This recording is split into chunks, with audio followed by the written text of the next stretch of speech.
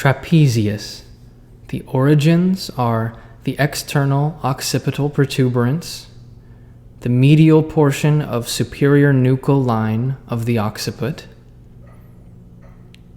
ligamentum nuchae,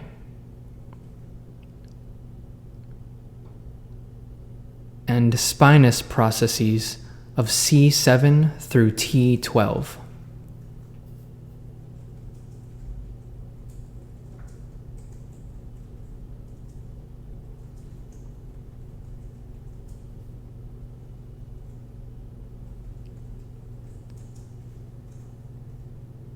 The insertion is the lateral 1/3 of the clavicle, acromion, and spine of the scapula.